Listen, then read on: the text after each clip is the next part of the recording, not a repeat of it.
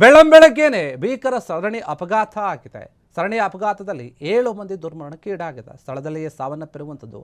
ಒಂದೇ ಕಾರಿನಲ್ಲಿ ಹೋಗ್ತಾ ಇದ್ದಂತಹ 6 ಜನ ಮತ್ತು ಬೈಕ್ ಸವಾರ ಸ್ಥಳದಲ್ಲಿಯೇ ಸಾವನ್ನಪ್ಪಿದ್ದಾರೆ.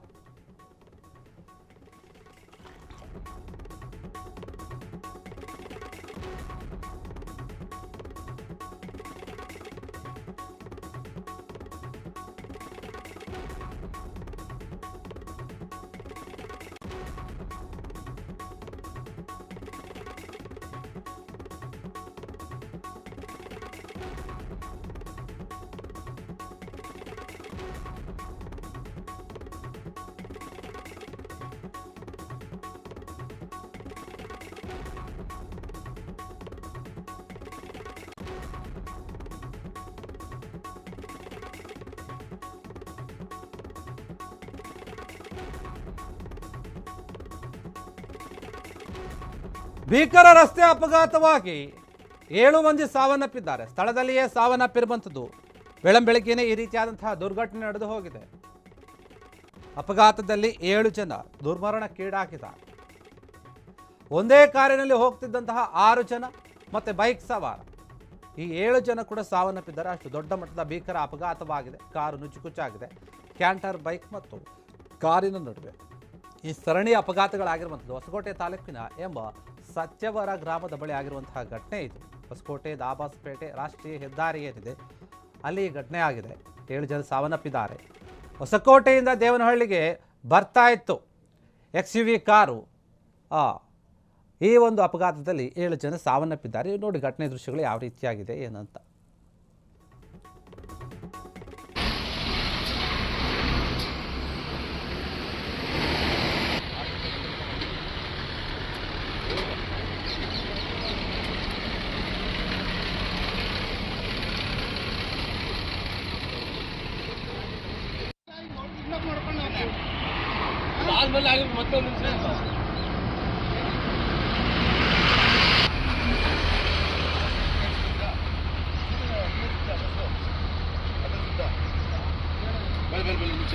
SP sir ಬರ್ಕೋಬೇಕು.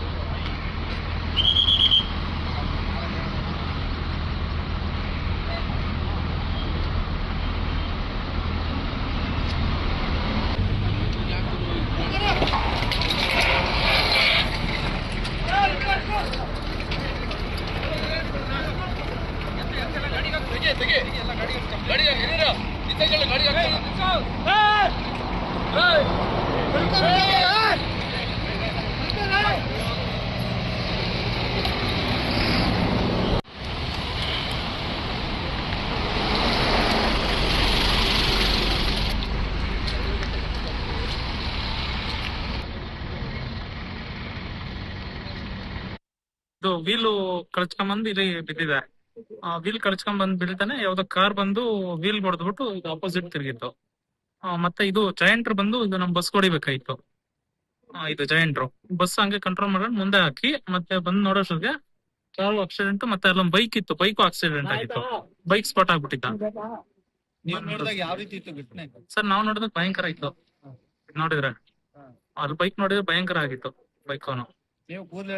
ಒಂದೇ ಒಂಚೂರು ಜಸ್ಟ್ ಮಿಸ್ ಗ್ಲಾಸ್ಗೆ ಬಸ್ ಗ್ಲಾಸ್ ಹೊಡಿಬೇಕಾಯ್ತು. ಅದೊಡ್ದೆ ನಮಗೂ ಸಮಸ್ಯೆ ಆಗುತ್ತೆ. ಕಣ್ಣು ಇಲ್ಲ ಏನಾದ್ರು ಒಂದು ಹೋಗಿರುತ್ತೆ. ಹೌದು, ಪೊಲೀಸ್ ಅವ್ರಿಗೆ ನಾವೇ ಗೂಗಲ್ ಅಲ್ಲಿ ಕಾಲ್ ಮಾಡಿ ತಿಳಿಸ್ತೇವೆ ಸರ್.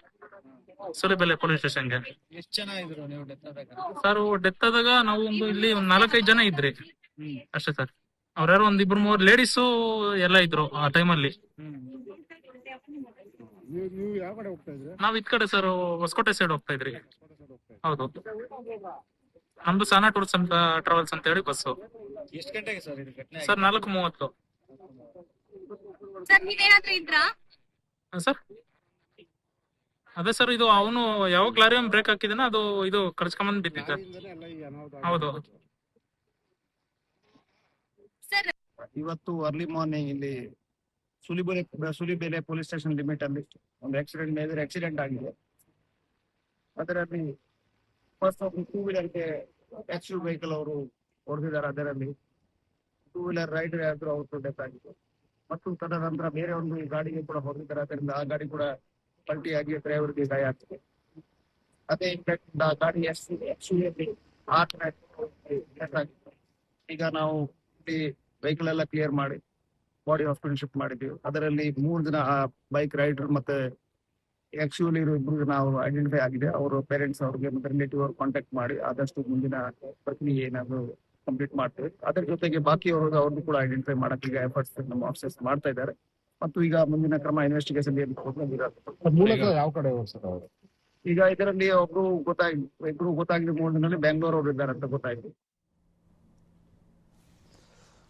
ಒಂದೇ ಕಾರಿನಲ್ಲಿದ್ದಂತಹ 6 ಮತ್ತು ಪ್ಲಸ್ ಬೈಕ್ ಸವಾರ 7 ಜನರು ಸಾವನ್ನಪ್ಪಿದ್ದಾರೆ. ಒಬ್ಬ ಕಾರ್ನಲ್ಲಿ 6 ಜನ ಇದ್ದರು, ಬೈಕ್ ಸವಾರ 7 ಜನ ಆಯಿತು. ಆ ಘಟನೆ ಹೆಂಗಾಯ್ತು ಅಂತ ಈಗಾಗಲೇ ವಿವರಿಸಿದ್ರು.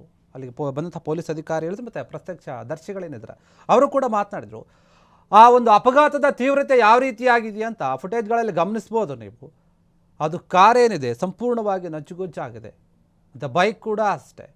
ಹೊಸಕೋಟೆ ತಾಲೂಕಿನ ಸತ್ಯವರ ಏನಿದೆ ಆ ಗ್ರಾಮದ ಬಳಿ ಈ ಘಟನೆ ಆಗಿದೆ. ರಾಷ್ಟ್ರೀಯ ಹೆದ್ದಾರಿ ಹೊಸಕೋಟೆ ದಾಬಸ್ಪೇಟೆ ಏನಿದೆ ಅಲ್ಲಿ ಆಗಿರುವಂಥ ಘಟನೆ ನಿಜಕ್ಕೂ ಕೂಡ ದೊಡ್ಡ ಮಟ್ಟದ ಘಟನೆ ಇದೆ. ಯಾಕಂದರೆ ಬೆಳಗ್ಗೆ ಈ ರೀತಿಯಾಗಿದೆ. ಬೆಳಗಿನ ಜಾವ 4 ಗಂಟೆಗೆ ಏನಾಗಿದೆ ಅಂತ ಹೇಳ್ತಾ ಇದ್ದಾರೆ. ಹೊಸಕೋಟೆಯಿಂದ ದೇವನಹಳ್ಳಿ ಕಡೆ ಬರ್ತಾ ಇದ್ದಂತಹ XUV ಕಾರ್ ಇದೆ, ಅದಕ್ಕೆ ಗುದ್ದಿದೆ ಲಾರಿ ಬಂದು.